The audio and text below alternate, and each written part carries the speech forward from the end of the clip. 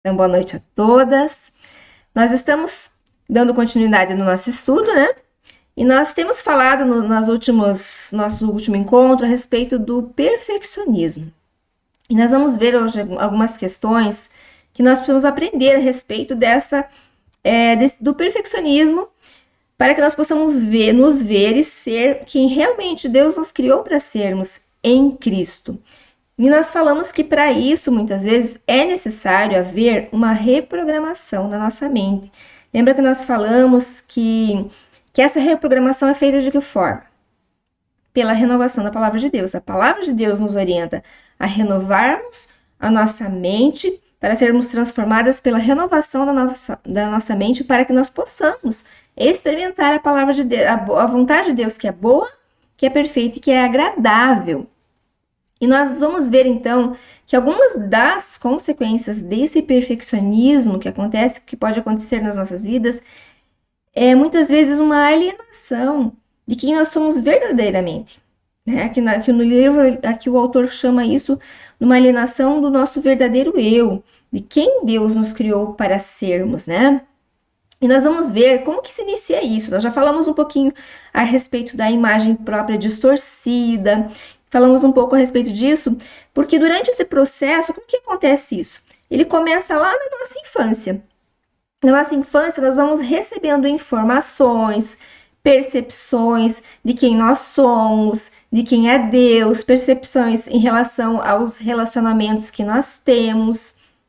E nós vamos captando essas percepções através das palavras que nós ouvimos, mas também não só através, vamos dizer, das palavras, mas através das ações, daquilo que nós percebemos, da forma que nós vamos sendo tratados, ou até mesmo daquilo que nós deixamos de receber, daquilo que nós deixamos, talvez, de ouvir.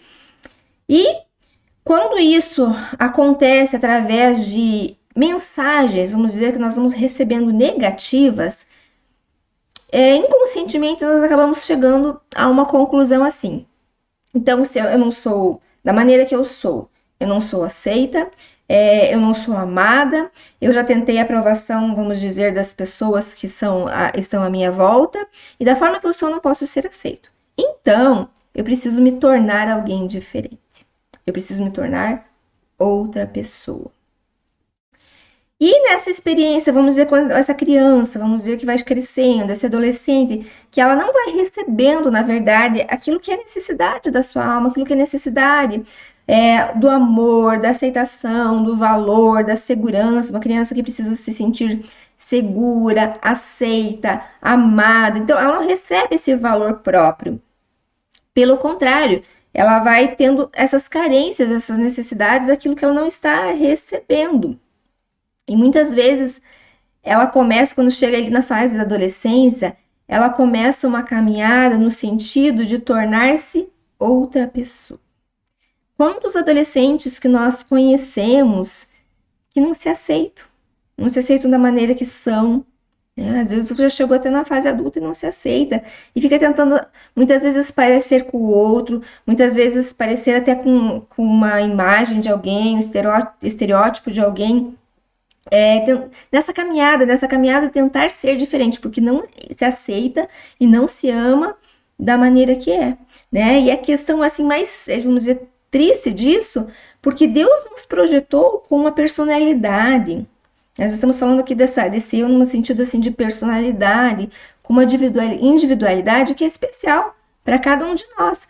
Só que quando, né, isso está sendo muitas vezes sufocado, então ela acaba aparecendo na minha vida através de uma falsa imagem, vamos dizer, de um falso eu, que não é aquele eu que Deus, aquela personalidade que Deus me criou, mas ela acaba sendo desviada por uma imagem ideal, digamos, que eu idealizei, porque lá no meu íntimo eu tenho essa ideia que se eu for diferente, eu vou ser aceita pelas outras pessoas. E a pessoa, muitas vezes, ela passa por um processo até mesmo de autodestruição. E isso não é, vamos dizer assim, não se interrompe, não é detido no momento que a pessoa se converte. Então, no momento que a pessoa teve a sua experiência lá com Jesus, ela teve essa experiência de salvação, né? Nós vemos na palavra de Deus que ela nasce de novo. Só que existem algumas questões lá na nossa alma, e por isso que nós estamos nessa caminhada, nesse processo, que é um passo a passo, né, que nós falamos, que Deus precisa atingir muitas vezes áreas que são muito profundas. E que não é só apenas ali naquele momento da conversão, do novo nascimento, que essa cura acontece. Então, ela é processual nas nossas vidas. E quando tem essa distorção na nossa personalidade, traumas que foram causados emocionais muito fortes, então essa cura realmente ela precisa ser muito profunda. Ela precisa acontecer de uma maneira profunda. E eu quero explicar para vocês então o que significa então, né, essa imagem que eu falo para vocês assim desse super eu versus o verdadeiro eu. O que é isso? Então, assim, o que seria então o super eu e o verdadeiro eu? Então, o super eu é uma imagem falsa. É uma imagem, vamos dizer assim, esse eu assim que eu idealizo, que eu imagino, essa pessoa que eu preciso ser, porque se eu não for essa pessoa, as pessoas não vão me aceitar, as pessoas não vão gostar de mim. Eu preciso ser essa pessoa que eu idealizei, porque se eu não for essa pessoa, eu não vou ser amada. Então eu crio de uma certa forma imaginária ali no meu inconsciente um eu que não existe, mas que é a maneira que eu penso que eu preciso ser. E nesse super eu não posso mostrar para as pessoas o meu lado ruim, as minhas falhas, as minhas dificuldades. Eu não posso mostrar as minhas emoções, porque eu preciso ser essa pessoa que eu idealizo. E eu vou colocar para vocês, eu quero colocar uma pergunta para vocês, e eu quero que, assim, antes que você pense rapidamente na sua resposta, e você, se você quiser, você pode participar ali no chat, mas pense assim, porque às vezes nós criamos um eu, né, aquela pessoa perfeita, talvez sem defeitos, santa, totalmente que controla suas emoções, digamos assim, nós criamos essa pessoa, essa perfeição absoluta e também pensamos que Deus quer e exige essa perfeição absoluta nas nossas vidas. Então, quando você entra, pense um pouquinho assim, quando você entra na presença de Deus, vamos dizer que você está fazendo o teu devocional, você está orando, você está falando com Deus. Que eu você apresenta para Ele? Você apresenta o verdadeiro eu, quem você sabe lá no íntimo que você é, ou esse eu que você gostaria de ser, que você idealizou, ou que você anela muito ser, mas que você luta para ser esse eu que muitas vezes você não consegue ser. Que eu que você chega? Como que você se apresenta diante de Deus na tua comunhão? Pensa e reflita um pouquinho. Nós sempre chegamos diante de Deus com toda a transparência, com toda a franqueza diante de Deus de quem nós somos e do que nós precisamos.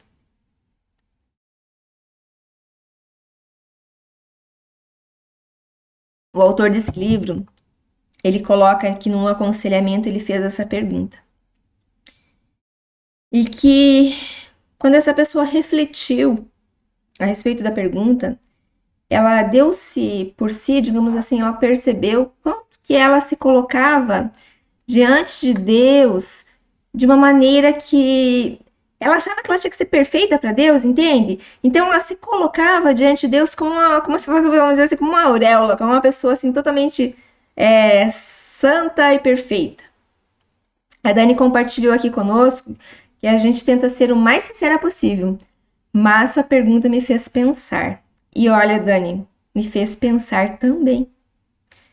Porque muitas vezes nós vamos criando aquilo que eu falei para vocês aqui como algumas imagens, algumas ideais que muitas vezes até não são realistas, né? Exatamente, e às vezes inconscientemente nós fazemos isso, sem perceber. Por isso que eu falei para vocês, reflitam antes de responder rapidamente, né? E nós vamos analisar, e eu quero assim que você realmente nesse momento, sabe, incline teu coração para esse estudo, deixe o Espírito Santo de Deus falar contigo, com transparência naquilo que Deus quer nos falar, Porque às vezes é realmente isso que a Dani ali compartilhou. Às vezes é tão imperceptível e a gente está tão acostumado a agir dessa maneira que nós nem percebemos, sabe? A maneira que nós estamos agindo.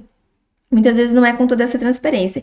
E existem algumas maneiras muito sutis de nos apresentarmos diante de Deus com esse super-eu, tá? Lembra, esse super-eu, que é, vamos dizer, essa personalidade que eu idealizei, que eu devo ser, que eu preciso ser, mas que não é realmente o verdadeiro eu, quem eu sou.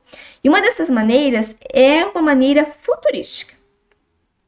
É como se você colocasse para o futuro alcançar aquilo que você gostaria de ser. Senhor, você sabe que eu não sou ainda essa pessoa que o Senhor deseja na tua palavra, que o Senhor deseja que eu seja essa pessoa, né?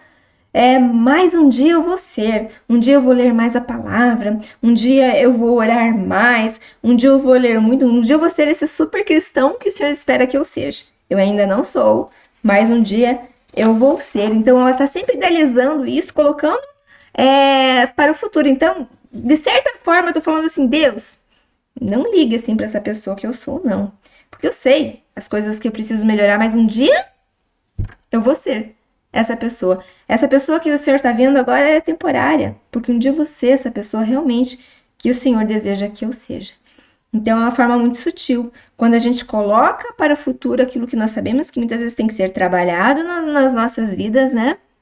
Essa imagem que nós idealizamos, né? Então, assim, de certa forma, falo assim, Senhor, não liga aqui para as minhas falhas, para os meus erros, para quem eu sou, para isso que o Senhor está vendo, mas o Senhor sabe que eu sei aquilo que eu preciso ser, e eu sei que um dia eu vou alcançar. Entende? Consegue perceber a sutileza, muitas vezes, daquilo que pode acontecer nas nossas atitudes sem nós nos percebermos? E outra maneira, às vezes, de apresentar, né, dessa forma, esse super-eu, seria quando você adquire aquela imagem própria negativa. Aquela pessoa que ela está sempre se desvalorizando, se depreciando. É como se eu falasse assim, Senhor, não olhe assim para o meu verdadeiro eu, porque eu realmente desprezo quem eu sou. Então, aquela pessoa que está sempre se desprezando, eu sei dos meus pecados, eu sei das minhas imperfeições, eu não gosto disso, né? Mas eu acredito também que o Senhor despreza esse verdadeiro eu. Então, essa pessoa ela vive numa perpétua mortificação, pensando que essa mortificação, então, ela vai impressionar a Deus. Porque assim, ó, Deus, tu sabe, o Senhor sabe aquilo que eu quero alcançar, o Senhor sabe que eu não quero ser essa pessoa assim, que eu odeio tudo isso em mim. Mas eu tô sempre mortificando isso numa autodepreciação, num desvalor, né? Às vezes até na questão da imagem própria negativa, porque no fundo eu espero que Deus nunca veja verdadeiramente o meu eu, mas que Ele olhe para esse super eu, que eu idealizei, né? E como Deus não pode tolerar esse verdadeiro eu, vamos dizer assim, que eu vejo que é feio, que é horrível, que é desprezível, né? Então ele vai ficar impressionado com aqueles valores altos que eu coloco, que eu desejo alcançar. E assim ele não vai muitas vezes perceber, no meu inconsciente isso como que realmente eu sou. Então, assim, qual que é o mal de tudo isso? Que o nosso verdadeiro eu, ele ficou provavelmente preso em algum momento lá da nossa infância. Lembra que eu falei para vocês no início? Naquela construção que começa a ser feita desde a nossa infância. Todas as impressões, tudo que nós estamos recebendo através de palavras, atitudes, comportamentos, tudo isso vai construindo o que é a nossa personalidade desde a nossa infância. E muitas vezes, vocês conhecem adultos que são infantilizados? Parecem que aquela pessoa nunca cresce, porque ela tem uma personalidade infantil. Às vezes ela ficou presa, às vezes em algum momento ali na sua infância, no seu passado. E claro que fisicamente nós crescemos, nós nos tornamos adultos, mas não são adultos maduros. Não são maduros também espiritualmente. Sabe pessoas que têm emoções imaturas? Alguém conhece pessoas assim? Né? Ou muitas vezes nós somos imaturos para em relação a algumas emoções e vivemos um plano de maturidade. Por isso que nós estamos aqui juntas, eu digo engajadas aqui, entregues. Eu creio assim nessa ministração para que o Espírito Santo de Deus ministre ao nosso coração e que nos revele. Porque há coisas que às vezes, nesses pontos que eu estou colocando para vocês, que às vezes a gente nem percebe que acontece conosco, mas que a gente percebe através de um olhar atento disso que nós estamos falando para o nosso comportamento, para as nossas falas, para as nossas atitudes. Lembra que nós falamos a respeito dos gatilhos, muitas vezes das reações que nós podemos ter, que são muitas vezes incoerentes em relação àquela situação que eu estou passando. Então nós falamos aqui, nós vemos aqui também, às vezes nós podemos ter certos comportamentos até que são infantis, porque nossas emoções também podem estar imaturas, podem estar nesse plano, às vezes espiritual ou emocional de maturidade. E a outra questão, assim, muito importante, são os nossos sentimentos. Por quê? É nas áreas das emoções, geralmente, que esse perfeccionista que faz essa imagem, lembra assim dessa imagem dessa pessoa perfeita, que ela tem de maiores dificuldades na questão das emoções, porque ela não admite, muitas vezes, que ela possa ter certos sentimentos. Sabe aquela ideia que não é realista? Quando você pensa em Jesus, o que vem ao teu coração a respeito da personalidade de Jesus, a respeito de como que Jesus caminhava, de como que você vê Jesus? Quais são as palavras? Coloque em palavras quando você pensa na pessoa de Jesus. O que vem para o teu coração? Como que Jesus é? Algumas palavras que descrevam. Jesus é amor. O que mais que Jesus é?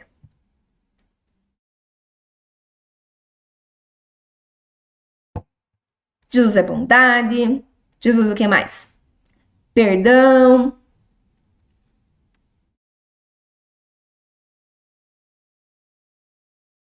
Jesus é misericórdia, compaixão, luz. Tudo isso Jesus é. Vida, aleluia, tudo é tudo mesmo. Jesus é tudo. Jesus é manso? Essa é uma pergunta.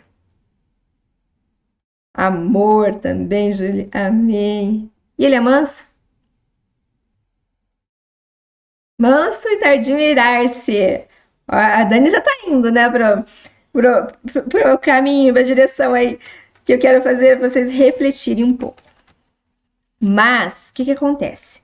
Muitas vezes nós temos uma ideia, assim, de um Jesus que só tem os sentimentos que nós julgamos que são certos e bons. E essa pessoa perfeccionista, ela vê esse Jesus manso. Claro que Jesus é tudo isso que vocês colocaram, né? E muito mais. Mas vê esse Jesus manso, esse Jesus dócil, esse Jesus que é amor, esse Jesus que é luz, tudo isso que vocês falaram, né? Mas ela não admite e ela não pode pensar que será que Jesus se irou? Pense um pouquinho. Você consegue pensar num Jesus irado? Vocês creem que Jesus... O que vocês acham? Que Jesus se irou? Jesus sentiu ira? A Dani acho que sim, mas uma pessoa mansa pode ter ira?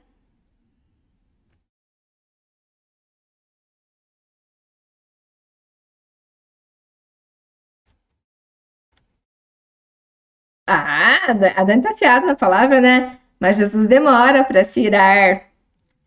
Então, essa pessoa, a Sandra acredita que sim, nós já vamos chegar lá. Mas assim, então essa pessoa perfeccionista, então ela idealiza um Jesus que é manso, que é suave, que é dócil, e ela pensa que ela que tem que ser essa pessoa assim, com total autocontrole. Então, se eu tenho esse autocontrole, eu não posso mostrar os meus sentimentos, eu não posso manifestar esses sentimentos mais fortes. E assim, todos nós somos pessoas que temos emoções, somos pessoas emocionais, né? Temos as emoções. E as emoções, resultam também de uma gama de elementos que mostram também a nossa personalidade. Mas será que existem emoções boas e emoções ruins? O que vocês acham? Hoje vocês vão participar. Será que existem emoções boas e más? Sim ou não?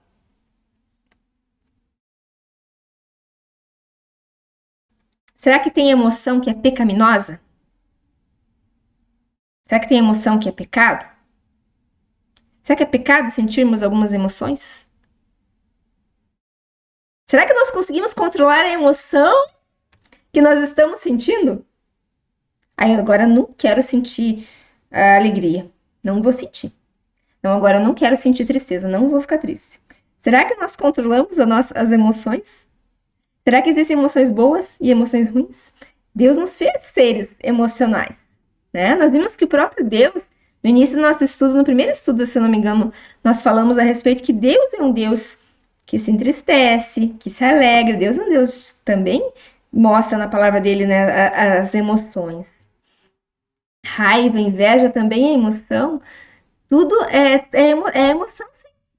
Mas olha o que eu vou dizer para você, não é que as emoções, elas não são boas ou más. A diferença está na maneira como nós agimos com aquelas emoções que nós estamos sentindo. É isso que vai determinar se essa emoção é certa ou errada. Consegue perceber a diferença? Algumas emoções podem me conduzir ao pecado, assim como algumas emoções podem me conduzir à justiça, ao acerto, a fazer a coisa, vamos dizer, a coisa certa, a coisa necessária. Então, assim, as emoções nós vamos sentir. Agora, o que eu faço com elas? Esse é o ponto, né? E a raiva em si, ela não é pecado. Nós temos uma ideia, muitas vezes, que a raiva é errada. E eu quero abrir um parênteses aqui para vocês que, né, para as que são mães, a Ju que já é mãe, né, mas logo vai ter um bebezinho aí. Então, assim, que a raiva, ela não é uma emoção errada. E muitas vezes nós não permitimos, nós queremos, muitas vezes, vamos dizer assim, controlar, não, que os nossos filhos sintam raiva. E nós precisamos ensiná-los que a raiva não é um sentimento errado, mas o que eu preciso, o que eu vou fazer, porque as emoções foram dadas por Deus. Vocês entendem que Deus nos deu as emoções, nos deu a capacidade de nos emocionar? Quando você chora, ou até mesmo quando você fica alegre, saem lágrimas dos seus olhos. Né? Isso faz parte de todo o teu ser, as emoções. Isso foi dado por Deus, tá? Muitas vezes nós não ensinamos os nossos filhos, né? Eu falo para as crianças, às vezes uma criança ela tá com raiva, digamos, um coleguinha pegou o brinquedo dela, vamos dizer assim. E você fica, corrige, às vezes briga com seu filho porque ele ficou com raiva, né? E talvez ele ficou com raiva, vamos dizer assim, foi lá e brigou, deu um tapa no coleguinha. Então, como nós lidamos com isso? Você não pode ficar com raiva do teu coleguinha, né? Então, assim, a raiva é natural ele sentir. Né? Filho, eu sei que você está com raiva, você está incomodado com essa situação e eu entendo esse sentimento que você está sentindo. Mas você ir até o seu coleguinha e descontar essa raiva nele, isso está errado. Percebem a diferença? Né? Então, nós vamos conversar, vamos lá, isso vai levar ele vamos conversar. Então, quando você estiver melhor, quando isso passar, né? Você vai falar pro teu coleguinha que você não gosta quando ele faça isso. Que se ele pedir para você, você vai emprestar. Você entende a diferença? Então, por isso que eu falei para vocês, a diferença está naquilo que eu faço com o sentimento que eu estou sentindo. E muitas vezes há uma noção antibíblica, errada, de que a raiva é sempre pecado, que a raiva é sempre errada. E a pessoa perfeccionista, ela cria isso. Então, ela não pode expressar a raiva dela. E muitas vezes nós vamos ver questões, muitas vezes até mesmo nos casamentos, porque quando nós não expressamos aquilo que nós sentimos, isso de alguma maneira vai causar às vezes algum problema, algum dano. E eu vou mostrar para vocês uma passagem onde mostra que Jesus expressou uma indignação, porque nós vemos também que a raiva muitas vezes ela é expressada através de uma indignação. E eu posso pensar, lembrar, e talvez você lembre, de algum momento na tua vida ou na vida de alguém que uma indignação mudou curso, mudou alguma situação para melhor. Porque enquanto aquilo não me provocou essa indignação, eu continuava daquela maneira em que eu estava, digamos, naquela situação agindo. Mas quando houve uma indignação em mim, eu tomei uma atitude para que aquilo mudasse. E isso foi o que Jesus fez aqui nessa passagem que eu quero compartilhar com vocês. Jesus então estava ali no templo e olhando para eles em redor, com indignação, condoendo-se da dureza no seu coração, disse ao homem: estende a tua mão. E ele a estendeu e foi-lhe restituída a sua mão, sã como a outra. Aqueles homens ali estavam preocupados e falando, ali cobrando que Jesus, se era sábado, se ele podia curar, se ele não podia curar, com a questão da lei.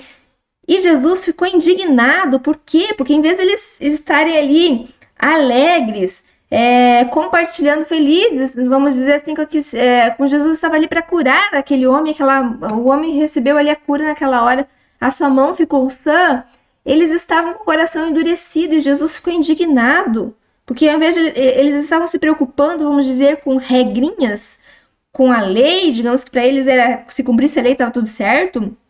Eles pensavam dessa forma, mas eles agiam de uma forma que era só exterior, não era no seu interior. E Jesus olhou para eles com indignação. Então, Jesus aqui, nós vemos aqui nessa passagem, Jesus indignado com uma situação.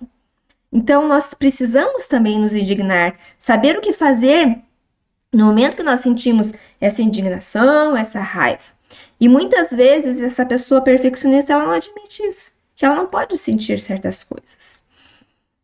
E nós vemos Jesus, se você for ler depois lá o capítulo de Mateus, capítulo 23, ali, você vai ver como Jesus também se irou. Jesus se irou quando ele expulsou os cambistas ali no templo, quando eles estavam ali fazendo da casa de Deus um lugar de negócios. Jesus chegou lá e expulsou todos aqueles cambistas de lá. Então ele sentiu uma indignação, ele sentiu uma raiva e ele tomou uma atitude e não pecou. Chamou aqueles homens muitas vezes de insensatos, de cegos, de hipócritas, de assassinos. Então, Jesus falava a verdade. E muitas vezes nós, perfeccionistas, nós idealizamos. Eu falei esse Jesus, por isso que eu perguntei para vocês, como que é Jesus? Qual que é a personalidade? O que se vê em Jesus? Muitas vezes nós idealizamos e nós sabemos esse Jesus manso, esse Jesus de amor, esse Jesus de luz, esse Jesus de perdão e de misericórdia, e que ele é, mas também nós não observamos que também Jesus se indignava, sim, se indignava com o pecado, se indignava com a dureza de coração, se indignava com a falta de compaixão, e ele falava a verdade, não deixava de falar a verdade, então a indignação também trazia essa verdade, trazia às vezes o chamar a atenção daqueles homens, daquelas pessoas para que tivessem um comportamento correto. E muitas vezes nós vamos pensar assim, então, mas Deus colocou, Deus permitiu esse sentimento na minha vida, e esse sentimento deve ser direcionado para o verdadeiro amor, para aquilo que é, né? Então essa indignação, essa raiva para aquilo que é verdadeiro, para aquilo que é perfeito, para aquilo que é correto. E sabe o que nós fazemos, os cristãos? Eu imagino que você já ouviu assim, vamos dizer o que é essa frase, assim, esse dizer, mas isso é uma ira santa. Alguém já ouviu isso? Quem já ouviu falar, ou já até falou, não, mas é uma ira santa. Isso é uma ira santa, né? Pecado santo, pecado santo é complicado, né, Dani? Pecado santo, misericórdia, né? Pecado nunca foi santo. Mas a gente escuta uns absurdos, nossa, inveja boa também, né? Eu falo que inveja boa, o que as pessoas poderiam expressar digamos, Dani, eu admiro a tua maneira de dar aula, você é uma professora excelente. Então é uma admiração.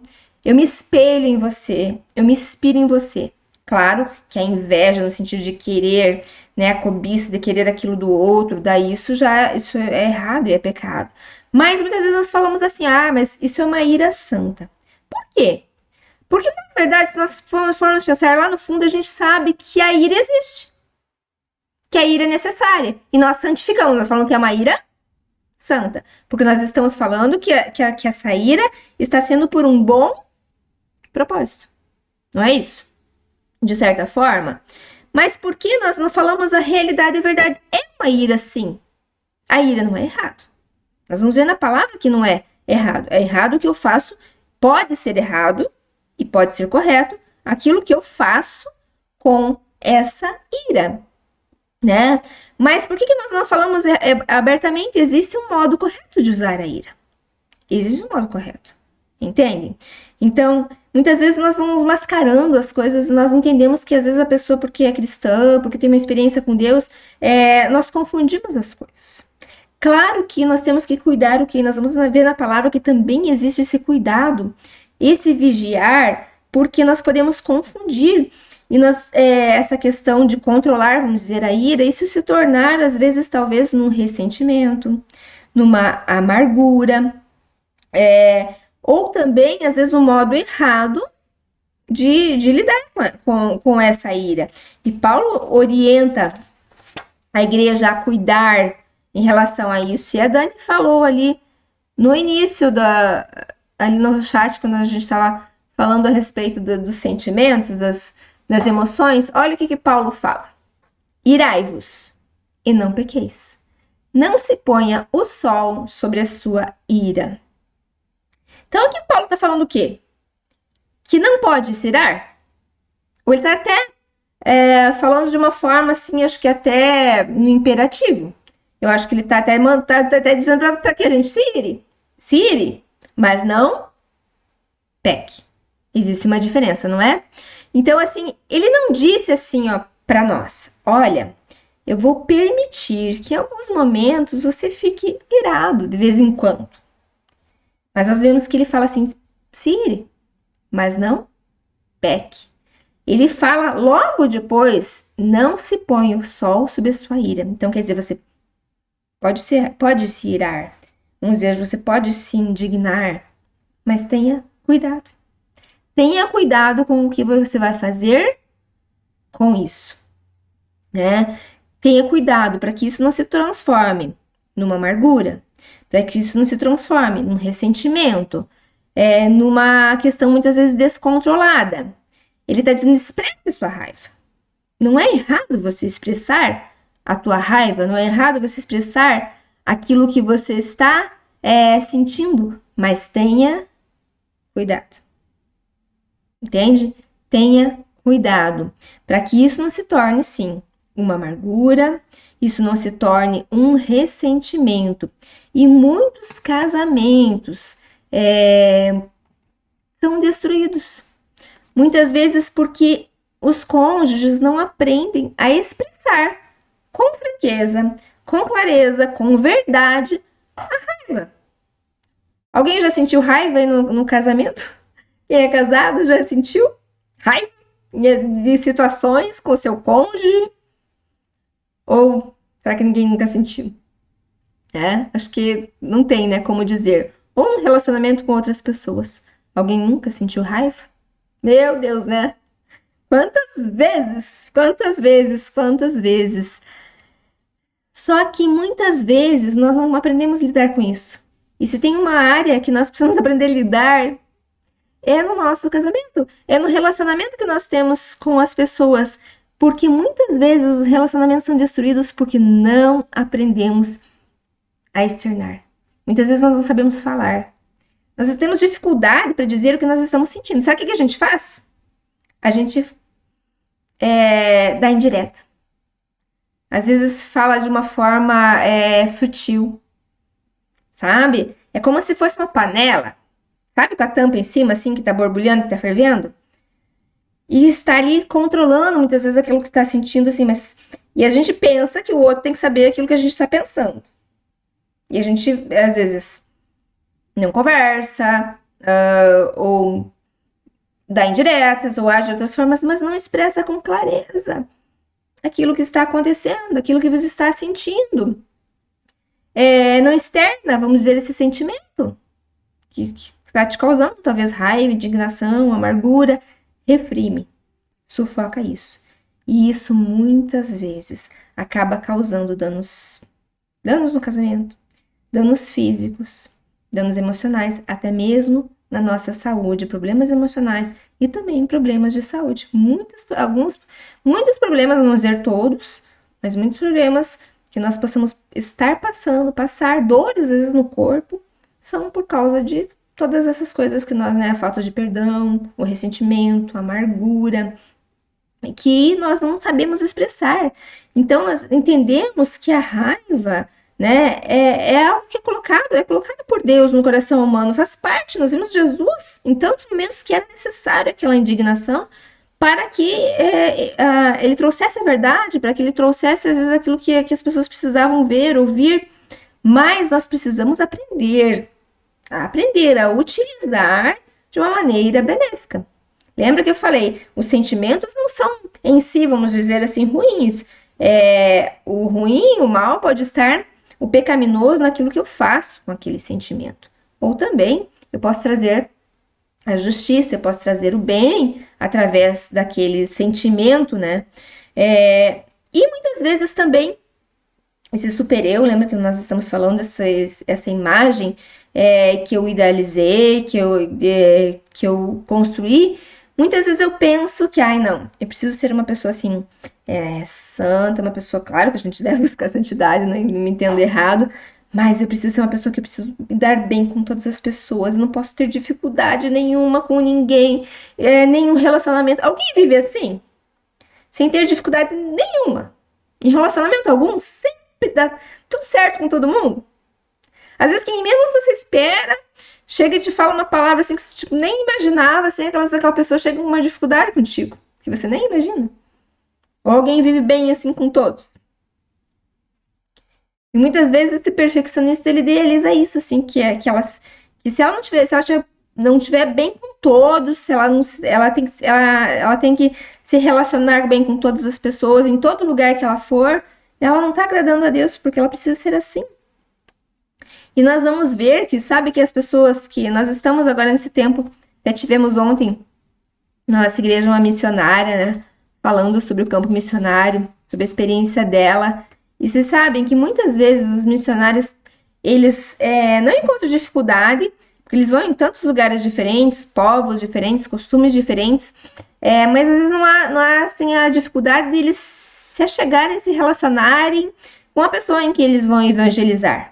Mas às vezes a dificuldade maior está em conviver ali no campo missionário, com aquelas pessoas que fazem parte, né, do seu grupo ali de evangelismo. E muitas vezes isso acontece conosco, às vezes é no nosso trabalho, às vezes na própria igreja. Nós podemos ter dificuldade com as pessoas, porque a questão de se relacionar é uma questão assim que não é sempre fácil.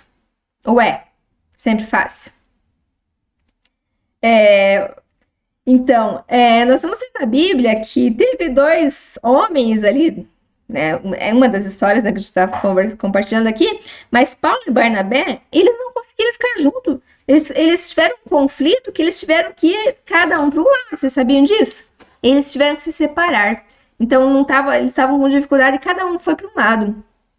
Então, a igreja pôs as mãos, abençoou eles, e eles foram em direções opostas, Paulo e Barnabé. Os dois estavam com conflitos ali. E Deus usou nessa fraqueza, vamos dizer, deles, e foram campos missionários ali, vamos dizer, 2 trabalhos missionários para 2 lugares diferentes. E mais tarde, Deus usa a vida de João Marcos ali para fazer com que ele cresça e amadureça nessa situação de conflito. Então, muitas vezes não quer dizer que nós temos o direito de estarmos ressentidos com as pessoas. Nós não podemos e não devemos estar ressentidos com as pessoas. Por isso que Paulo fala, irai-vos, mas não pequeis. Então, ressentimento, falta de perdão, tudo isso vai, né, estar nos levando para o pecado. Por isso que ele fala, não se põe o sol sobre a sua ira. Eu entendo que não se pôr o sol sobre a minha ira não deixe o dia terminar e começar outro dia sem que você tenha se acertado com outra pessoa. Entende? Então, se isso causou um problema, essa ira, algo, então já se acerte antes que o sol se ponha. né? A palavra de Deus fala isso. Então, isso não me dá o direito de me ressentir, isso não me dá o direito de andar amargurada, não é isso. Mas eu preciso entender que não é obrigatório, vamos dizer assim, vamos dizer que eu vou estar à vontade bem em todos os relacionamentos, com todas as pessoas. É verdade isso? Nós, inclusive, temos afinidades, né? Tem pessoas que parece que você. Tem pessoas que às vezes você conhece naquele mesmo momento, parece que você já conhecia há anos. E tem pessoas que você conhece há muito tempo e você não tem aquela, sabe, aquele relacionamento, enfim, tudo mais. Então, muitas vezes isso é normal acontecer. E Paulo não falou assim, olha, se você for uma pessoa cheia do Espírito Santo, você vai conseguir viver a tua vida pacificamente com todo mundo. Paulo falou isso? Será que ele falou isso? Olha o que Paulo falou. Olha que interessante. Ele falou, se possível, quanto depender de vós, tende paz com todos os homens. Como é que inicia a frase? Se possível. É sempre possível? Deus queira que seja. Mas Paulo fala aqui que a gente deve desejar naquilo que ele fala assim, naquilo que depender de você, então se esforce, faça tudo que for possível da tua parte, se for possível, esteja em harmonia, esteja em paz com todas as pessoas. Mas nem sempre é assim, né? Então, ele não diz assim que você tem a responsabilidade, vamos dizer assim, ele não diz que você tem que sempre, sabe? Entende? O que nós não podemos é permitir que ressentimento, que amargura, que por isso que ele fala, não pequeis, né? Ai, mas não pequeis, né? Eu não posso permitir que essas coisas encontrem lugar no meu coração, né? Faça o possível para viver bem com todos, e que bom que quando nós vivemos bem com todos, mas nós vivemos uma vida onde que nós nos relacionamos. Na família. Quem nunca passa por conflitos em família? Quer dizer que você não ama sua família? Entende? A nossa família, tantas vezes nós temos conflitos, nós temos divergências, formas diferentes de pensar, mas isso nós não deixamos de ser família, nós não deixamos de nos amar. Agora, não posso deixar que alguns ressentimentos, que algumas coisas encontrem lugar no meu coração. Mas estou dizendo assim, alguns momentos que eu vou discordar de você. Mas eu posso fazer isso de uma forma tranquila. Eu não preciso te ferir, eu não preciso te atacar, eu não preciso, vamos dizer, te magoar por discordar de você. Entende? Então, existem diferenças nos relacionamentos. E também esse super-eu, essa maneira que a pessoa idealiza, muitas vezes ela pensa, né? Como ela pensa assim, que ela não pode, que ela tem que controlar certos sentimentos, certos pensamentos, ela também pensa que ela precisa estar feliz sempre. Que ela precisa sempre externar, mostrar para as pessoas que ela está alegre, que ela nunca fica triste, que ela está sempre com uma alegria, sempre o tempo todo dizendo glória a Deus, aleluia. E é sempre assim? Nós ficamos sempre, todos os dias da nossa vida assim? Nós sabemos que existem dias de dor, que existem dias de luta, que existem momentos que nós nos entristecemos, existem momentos que nós estamos nos sentindo muitas vezes angustiados. E mais uma vez, lembra que eu falei para vocês a respeito de Jesus, como nós vemos Jesus tendo esses sentimentos, mas usando de uma maneira correta, essa indignação dele, nós vemos também Jesus angustiado. Nós vemos Jesus também triste, entende? Nós vemos Jesus lá no Getsemane, Senhor, Pai, afasta de mim esse cálice, minha alma está triste até a morte, angustiada até a morte, mas, se possível, afasta de mim esse cálice. Mas, porém, que não seja feita a minha vontade, mas a tua vontade. Jesus ali, com toda a transparência, derramando a sua alma diante de Deus e falando aquilo que ele estava sentindo. E nós também precisamos viver dessa forma. Nós temos muitas vezes aqueles sentimentos, passamos por tempestades, vamos dizer, temos sentimentos tempestuosos, vamos dizer assim. Muitas vezes temos sentimentos que são ruins, mas a tempestade, aquela situação que nós estamos passando, É diferente do gozo que nós temos na presença do Senhor, dessa certeza desse Deus que está nos guardando, que está nos cuidando, que está nos controle. É aquela paz interior que não depende daquilo que está à nossa volta, que não depende das nossas circunstâncias. E outra questão é que nós precisamos ser realistas. O verdadeiro eu, ele precisa ser realista, né? Então essa realidade que eu posso expressar os meus sentimentos. Eu posso expressar a dor. Eu posso expressar a angústia. Eu posso dizer, não, hoje eu não estou bem. Quantas vezes que nos perguntam como é que você está e você não está bem, e você diz, não, estou ótima. Quem já fez isso? Né? Muitas vezes nós estamos aparentemente bem, mas lá assim, o que diz? Claro que a gente não sai falando para todo mundo, mas nós temos nós podemos e devemos expressar, porque muitas vezes o problema está quando nós não nos expressamos e guardamos isso lá no nosso íntimo, né? Então nós vemos na palavra de Deus como Jesus fez isso de uma forma tão clara, né? Tantos momentos nós vemos Jesus chorou, mostra na palavra de Deus, né? Jesus se inquietou ali, se indignou. Então nós precisamos entender que Deus, ele nos ama e na verdade Deus conhece o nosso verdadeiro eu, né? Deus conhece. E nós precisamos entender que nós vamos mostrar para Deus quem nós realmente somos e não essa pessoa, muitas vezes, que nós, né, talvez identificamos aqui alguns pontos que nós idealizamos, que nós colocamos na nossa ideal que deveríamos ser. Deus não quer que eu me compare com o outro. Nós já falamos a respeito disso também, sem comparar com o outro, né? E eu desejo mesmo, assim, que Deus fale contigo, que Deus fale comigo, continue falando conosco, e que nós abandonemos tudo isso, que se de alguma forma a gente tem alguns traços aí, vamos dizer, algumas traços, alguns pontos desse eu que nós muitas vezes idealizamos e que não é verdadeiro, mas que a gente gaste, vamos dizer, a nossa energia em ser que realmente, em buscarmos ser aquilo que Deus nos criou para ser e não aquilo que nós estamos idealizando, né? Então, isso é muito libertador. Porque é muito livre, é muito maravilhoso você ser quem Deus criou você para ser. Você não precisa ser igual a ninguém. Você não precisa ficar nesse esforço, vamos dizer assim, enorme de tentar agradar tudo e todos à tua volta. De tentar ser aprovado pelas pessoas.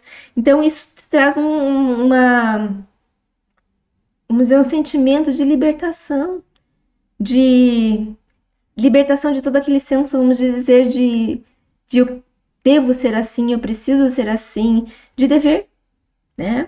Mas encaminhar em ser quem Deus criou você para ser. Deus nos criou a sua imagem e semelhança. Então você tem algum ideal? O que vai preencher essas lacunas de perfeição na minha vida? É só Jesus. É só Jesus que é, sim, o super homem, o super Deus, aquele que é perfeito, aquele que está à nossa disposição para nos transformar de glória em glória a imagem daquele que nos criou de uma forma gratuita, que Deus nos deu ali na cruz e que está acessível para todos nós, em tudo aquilo que precisa ser transformado ainda no meu caráter, na minha personalidade, nas minhas atitudes, muitas vezes nas impressões que eu fui recebendo errada. Deus quer trazer essa cura para nós, para que a gente realmente seja quem Ele fez. Para que cada um de nós sejamos aquilo que Ele fez, que Ele fez para que nós fôssemos criados, quem Deus se fez. Deus vem preencher essas lacunas. Deus vem mesmo implantar, Ele quer mesmo colocar em nós essa imagem e essa semelhança. E o último texto que eu tenho aqui para compartilhar com vocês é: mas vós sois dele, em Jesus Cristo, o qual se nos tornou da parte de Deus sabedoria, justiça, santificação e redenção. Então, tudo o que você precisa, nós somos de quem? Nós somos do Senhor, né? E olha, Ele nos fez participantes disso. Ele nos deu Ele nos dá essa sabedoria, Ele nos dá a santificação, a redenção, quer dizer, tudo que nós precisamos. O Senhor conquistou para nós na cruz. E nós temos isso nele e através dele, né? Então, essa palavra que eu tenho para compartilhar com vocês hoje. Assim, que o Espírito Santo de Deus, que você continue, vamos dizer assim, meditando realmente nessa palavra, pedindo para que o Espírito Santo revele ao teu coração, traga a luz e mostre, Senhor, tem alguns traços desses comportamentos que acontecem na minha vida, mas que não devem mais acontecer. Eu quero que o Senhor conheça realmente esse verdadeiro eu de quem eu sou. Eu quero ser quem o Senhor deseja que eu seja. Então, essa é a palavra. Que Deus abençoe você com essa palavra e continue ministrando ao teu coração. Em nome de Jesus. Amém.